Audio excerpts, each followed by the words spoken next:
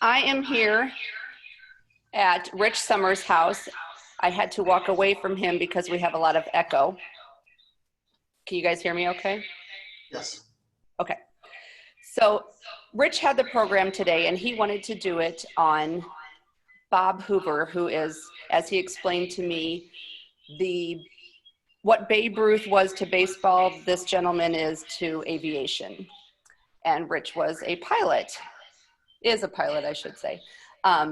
So I came over here to pick up a video and he started talking about his history of flying and all this. And I was thinking to myself, this is interesting. This should be your presentation.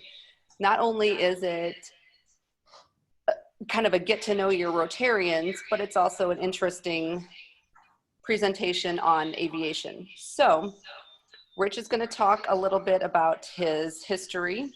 He was, I can just give a brief bio. He was 13 years in the Air Force, then 10 years with the Missouri National Guard, is it? Yes. And then worked for the Bank of Edwardsville. So he's going to do some talks. We're going to play a couple little videos of Bob Hoover, and I hope you all enjoy. I'm going to need to unmute.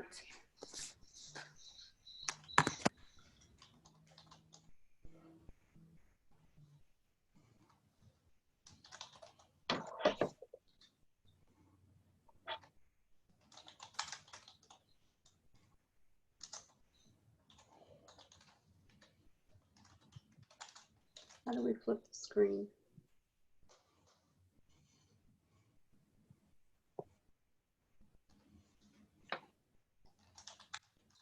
Okay, your screen isn't working, so we're going to use mine.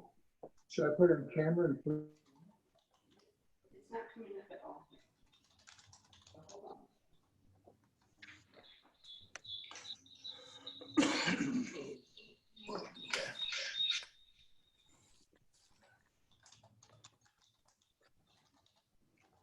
Maybe best to turn that off. While we're waiting,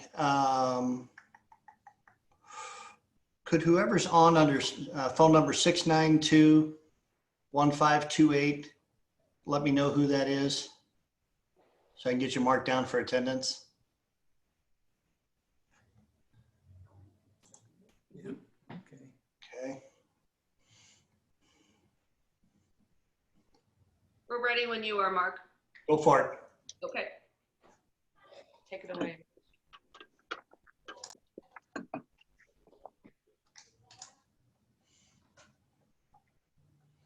You're good. You can talk. Hello. This is going to be an experience.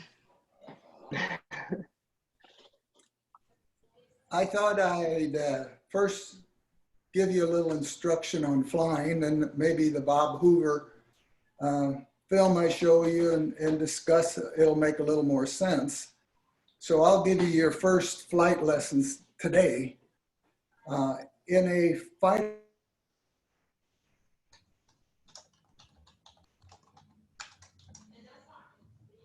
Gina, you're muted. I got it. Go ahead. Are we good? Yep. Yes. Okay. In a fighter, there's a stick comes up between the pilot's legs.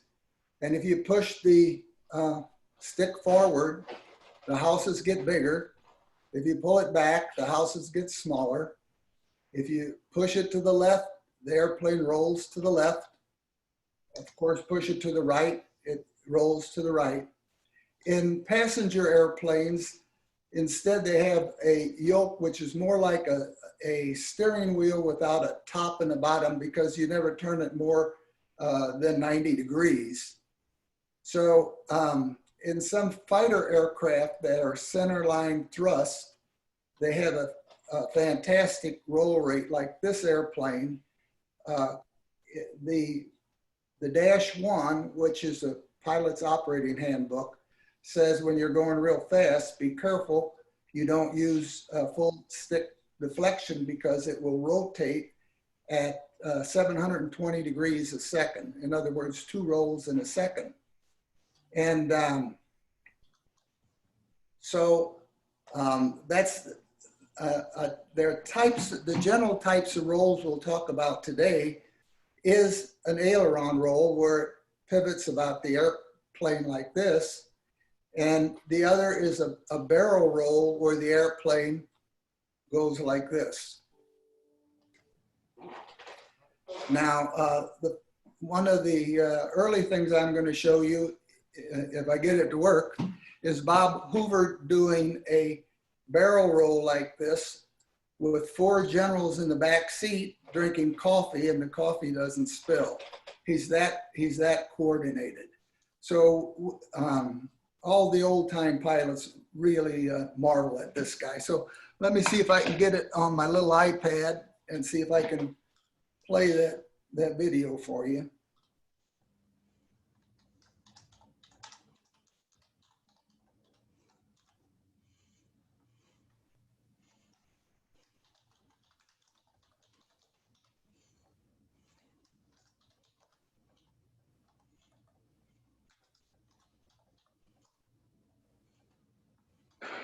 I had Secretary of the Air Force, Gene Sucre, in the co-pilot seat.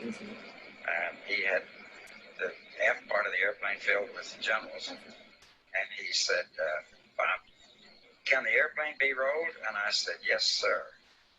And I rolled, and the generals were all having a cup of coffee, and none of them spilled a drop. And then I got so bold as to think that maybe I could even pour iced tea. So then we put it on film. Now, the difficult thing to think about is try to pour backhanded to see it on camera. Believe it or not, you can see the horizon going around as the tea is poured into the glass.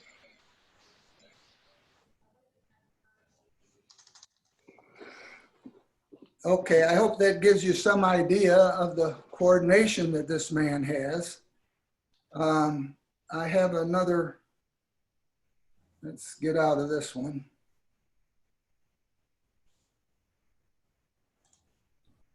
I have another little video here, and first of all, it has Bud Day talking about what a great pilot that Bob Hoover is. Bud Day is a Medal of Honor winner, and he's the second. He was in the Hanoi prison, the second longest of any person. I met him up in Sioux City. Sioux City is, the airport is named after Bud Day. And a friend wanted me to fly him up to Sioux City because his daughter was married to Bud Day's son. His son was a chief surgeon at the hospital up there. So when I got to the airport, I talked to Bud for about an hour. We both had flown F-100s. And Bud and his son were flying an experimental airplane, and they were having a ball up there. So this film is going to have Bud Day start talking about how good a pilot that Bob Hoover is, and then a couple of retired Thunderbird pilots will talk about how good he is. And I'll show you one other thing on the film, and then I'll talk about him the rest of the time.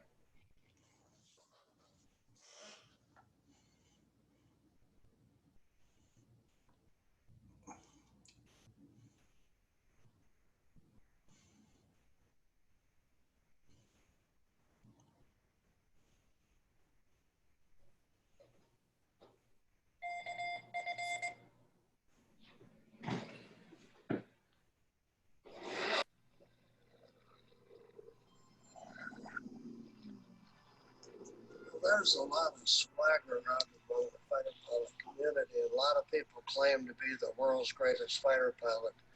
They have on their name tag, Jobo WGFP. Well, Bob Hoover was the world's greatest fighter pilot.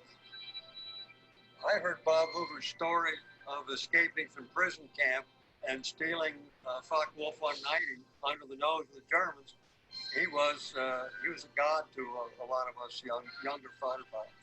First saw Bob Hoover fly at Clovis Air Force Base, New Mexico in 1955. He's never been out of my awareness since I saw him the first time. He did performances with the F-100A model in 1957. I'll never forget it. He said, now it's time. He said, am I clear for roll on takeoff? And I said, you're clear to roll. He said, no, you're not clear to roll on takeoff. He said, you're clear to roll. Okay, we're going to stop this a minute.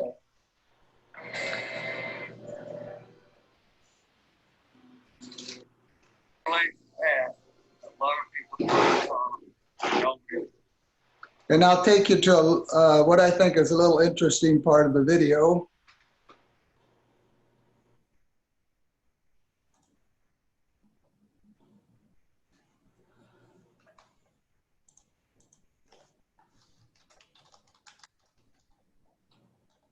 Darn good enough, you can't fly.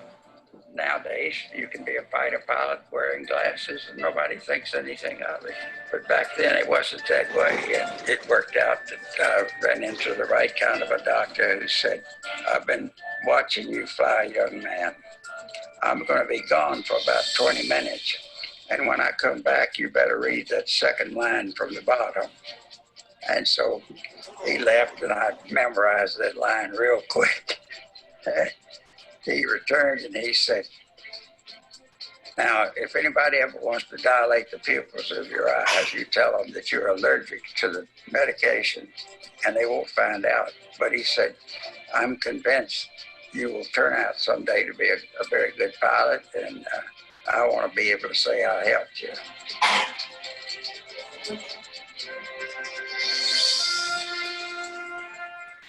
I love that part. Not to try what he did with it, but they knew that if they had to, they could read it. Okay, now I'll talk a little bit about Bob Hoover now that you know a little bit about him. He started out flying by working at a grocery store on weekends, stocking shelves and that sort of thing. And during the week, he shoveled coal for people that had the old coal furnaces. And for his flight lessons, instructor in airplane cost $2 for 15 minutes. So every time he'd get $2, he'd go out to the airport and he'd fly for 15 minutes. And then he, of course, got the solo. It would have been cheaper flying for him after that. And his parents didn't even let him drive the car. And he was flying this airplane and doing acrobatics and everything. And so anyway, he joined the aviation cadets. He didn't even hear of Pearl Harbor. Pearl Harbor had happened, but he hadn't heard about it. And so he goes into aviation cadets when he was 19. And on his first flight, the instructor, after they were flying a while, the instructor said, Bob, would you like to see a roll? And he said, yes, I would. So the pilot did a roll and he said, Bob, would you like to try to do that? And Bob said, yes, I would. And so he did a much better roll than the instructor did. So the instructor said, is there any other things you can do? And he says, yes, I can cut the roll like a pie. And he says, show me what you mean. And what he meant was an 8-point roll where he would go like this and stop at 8 different exact positions. And it was so precise, the instructor had never seen that precise flying. And he went to talk to the commander at the Air Force Base. And the commander, he said, we got a problem with this student. And the commander says, we'll wash him out. And he says, well, it's not that easy. He can fly the airplane better than I can. He can fly the airplane better than any instructor I've ever seen. So Bob Hoover spent the rest of his flight plan flying and training and teaching the other instructors. So when he got to gunnery school, one of his first flights, the airplane engine blew up and he landed it without hurting the airplane. And one of his first gunnery flights, he's flying at a target in the water, and and his airplane, his engine blew up again. So this time it was more violent. He ditched in the ocean, and he came to the surface by using his Mae West. He was pretty deep, but he survived that. And when they brought the airplane on the land, they found the pilot behind him trying to shoot the target actually shot his airplane down. They didn't know it before then. So anyway, he was already becoming famous. Now he was only a sergeant. The other ones that went through pilot training, they had two years or more of college, graduated from pilot training as a second lieutenant, but he was a sergeant and still had KP duties and things like that. Anyway, so they hustled him off to Europe, and he led 67 fighter pilots over to Europe. He was the one they trusted the most with that responsibility. When he got to Europe, he couldn't wait to get into combat. And they said, well, your assignment is the depot. And he says, I don't even know what a depot is. So what a depot was in North Africa around Casablanca. That's where they shipped all the airplanes over by ship in crates, and they assembled them there, and they needed a test pilot to test them to make sure they were all serviceable. Well, these airplanes were put together by Arabs, and there was some language barrier there. And so a lot of the airplanes didn't get put together correctly. And while he was flying these airplanes, and this was all types of airplanes. It was fighters and transport and bombers. And they said he flew 12 to 15 airplanes a day. That seems impossible to be. They might have been stretching it a little bit, because by the time you pre-flight it and you work the gear and the guns and drop bombs and stuff like that, that's a lot to do. But anyway, he had 17 crashes where the airplanes were totaled because they were assembled wrong. He had one fire that he was engulfed in fire, so he flew upside down, so the flames came away from him. So that's some idea of what this man experienced. He kept trying to fly to combat. He finally flew into combat, had I think 64 missions, and he was flying over Germany, and he was bounced by 4 Focke-Wulf 190s, which is a very good airplane that the Germans had. And so the first thing you do is you drop your fuel tanks, your external fuel tanks. So he dropped his tanks, and one dropped and one hung up sideways. So he could only go 220 mile an hour, and the German fighters could go 350 mile an hour. But he evaded them quite a while just by making a last second turn when he thought they would fire their guns. But one of them way off in the distance got him from way off in the distance, and that pilot was a German ace who had 70 kills. So anyway, he came down into a prison camp, and he was there for 16 months, and he tried to escape 7 times. While he was there was a major who had flown a German airplane for 10 hours, and he talked that major into telling him everything he could about that airplane. So he spent most of his time in solitaire. Like I said, he tried to escape 7 times. And he was given a speech in St. Louis, and one of the attendees said, "How did you like it in Stalag Luft 1?" And Bob Hoover asked him, "Were you there?"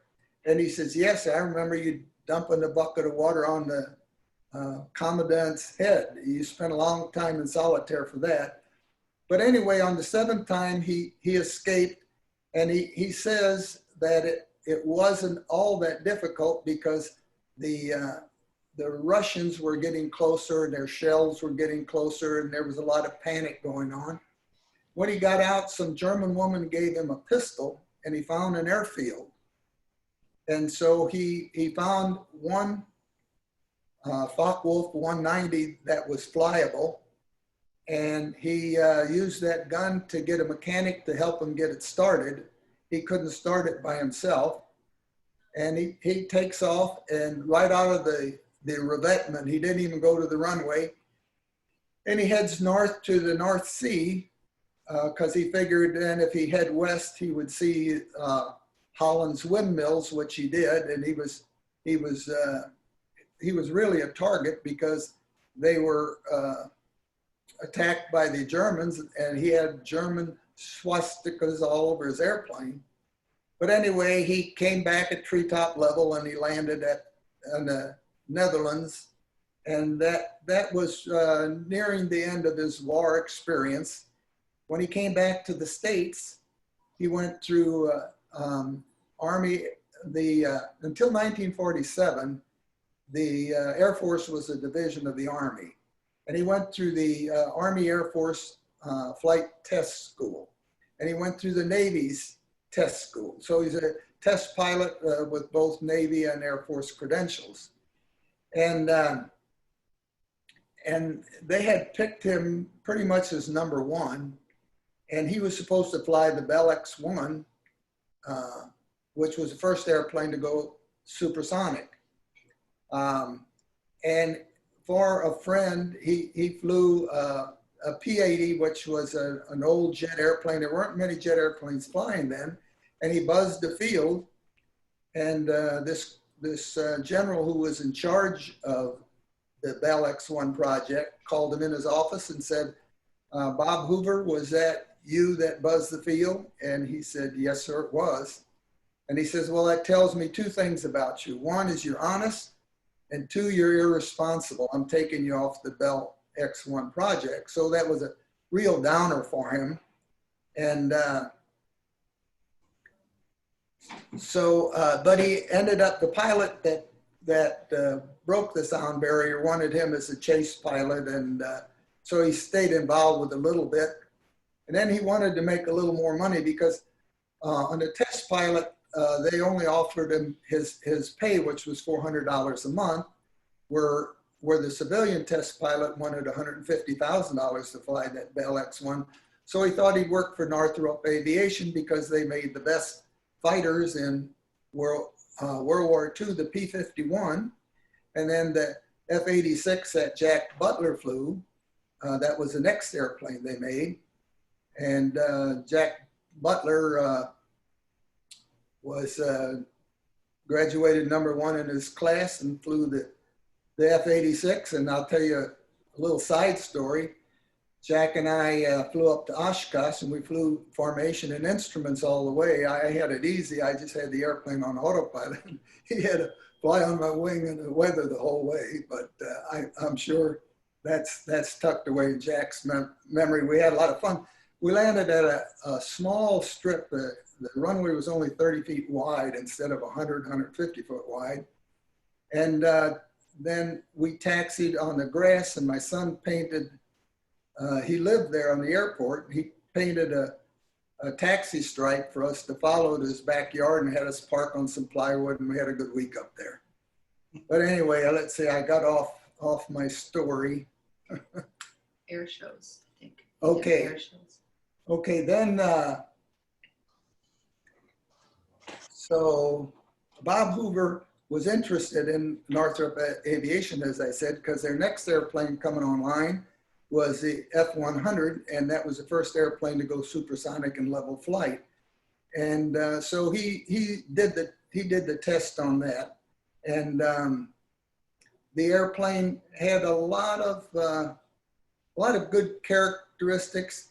It could bite you because they didn't know how to engineer some things they need to do to go supersonic. So they left the flaps off the airplane, and they did some other things. But for instance, he did a spin test on the airplane, and he went up 42,000 feet or something like that, and put it in a spin in case they have trouble getting an aircraft out of a spin. They have a little rocket motor with puts a side thrust to slow the airplane down from oscillating like that. And that didn't work. And so then he put out a spin chute, and that is supposed to come out the back end and make the nose go down, and then you can fly out. And that didn't work, I guess. So anyway, he spun from about 42,000 feet to 11,000 feet, which with train was about 1,000 feet. So about 10,000 feet above the surface, he ejected. He went that distance spinning over 30,000 feet in less than a minute. So once he ejected at 10,000 feet, he had probably about 15 seconds before the airplane smashed into the ground. So I guess you can go on the internet if you Google Bob Hoover. If you put tea on there, TEA, you'll see him pour his tea. If you put Saber Dance Accident or F100 Saber Accident, you'll see some good videos. And I'll tell you one more little side story, and then I'll call it quits. I used to go over to Europe, Spain and England, mostly 3 airfields in Spain, and I'd go over there from 1960 to 1965. I'd go over there for 3 weeks. Every 3 weeks, I'd be home 3 weeks, and I'd go over there 3 weeks. And my middle week, I would get off. And so I got to be friends with a Spanish family, and they gave me this little plaque, and it says, here live some Gallegos. Gallegos are people in the northern Spain, and they wanted to take me up there to the 7-day festival up at Pamplona. And there we would see the running of the bulls. So that sounded like a lot of fun. So I got a Boda leather pouch full of wine and the red bandana and the white suit, and so we ran in the street. I never got very close to the bulls at all. I don't think they ever got within a block of me. I was motivated. So what happens then is you run into the bull ring, and they divert the bulls off to the side. And then they put some cows in the arena, and they put pillows on their horns. And a few people I saw get flipped up in the air. And by doing this exercise, I was able to save, I forgot how many pesetas. I think it was about 25 cents or 30 cents worth. And then at halftime at the bullfight, they brought out one guy that was injured. He had his arm in a sling or a cast, and he would hold it up. He was in a little cart with a horse-drawn cart going around the edge of the bull ring, and everybody would cheer like crazy. So that's the end of my war stories. Thanks a lot. I'll just end by saying America's hurting right now, so anytime we get a chance to say a little prayer for her, I think it's a good thing to do. How do I end? How do I stop? You ask if anybody has any questions. Does anybody have any questions? Mark, you had a question. Yeah, mine was just, can we get a copy or a list of links of the videos you were showing so we can include those when we put out the recording? Some of them were a little hard to see. Sure. We'll do that. Cool. You had mentioned that you did some medical missions. Can you say just a smidge more about that? A few years I flew for Wings of Hope out of Spirit Airport in Chesterfield. Mainly didn't go any further south than the Gulf or north to Canada, west to about Denver, and southeast Atlanta. Most of them were half that distance. Wings of Hope doesn't charge anything for that. I guess I brought more children with club feet than any other malformity. It would take a lot of operations for a child with club feet to get their legs straightened. I suppose that I remember taking over years where at first they had to be carried onto the airplane, and then maybe a couple years later and 10 operations later, they would walk back to their home. It was a real good experience to do that. So that's, thank you for asking. That's something I really enjoyed. Cool. Any other questions? All right, Mark, we'll turn it back over to you. I'll mute us. Ooh, my nose looks big there.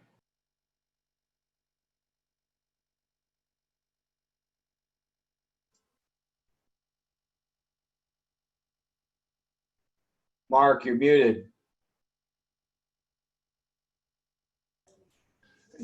Rich, thank you for that. It's the time that I've known you just through Rotary, I had no idea that you had that kind of a background. You and Jack Butler must have really been something when you guys were younger. It's a privilege to be in the same club with you guys. So I do have one quick little announcement that I forgot to